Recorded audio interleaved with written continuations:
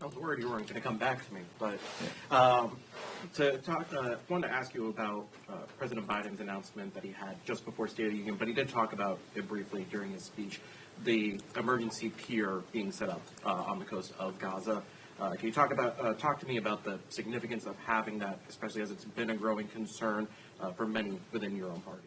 It was an important announcement in the context of making sure that we can surge humanitarian assistance to Gaza in order to address the clear needs of Palestinian civilians who are in harm's way in a theater of war through no fault of their own, as President Biden articulated. There are three pressing things that need to be accomplished in the context of the war between Israel and Hamas.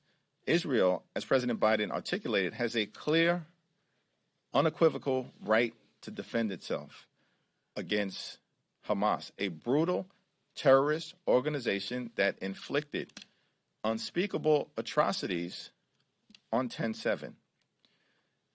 At the same time, we need to make sure that we get the hostages out and can surge humanitarian assistance in to Gaza.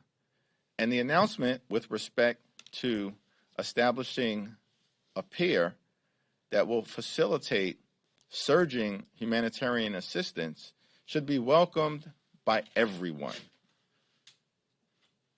because no one should be able to accept the suffering that we've seen in Israel and now the casualties and the conditions that civilians are dealing with.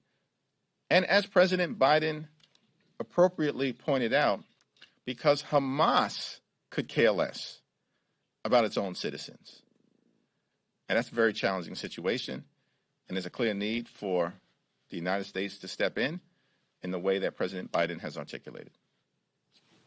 So I think, unless I'm mistaken, the Fitzpatrick discharge petition for his version of the Ukraine aid matures today. And I think a couple days ago you mentioned there might be one more crack at changes that might need to happen in the event that try to win over some Democratic members to support that measure. Have you spoken with him at all about what those changes might have to be in order to win over members from your side of the aisle? Well, President Biden made clear during the State of the Union address that we have to make sure we are surging humanitarian assistance into theaters of war across the world. And there's not a dime of humanitarian assistance in the legislation that has been introduced by Representative Fitzpatrick. So that's a non-starter for the House Democratic Caucus.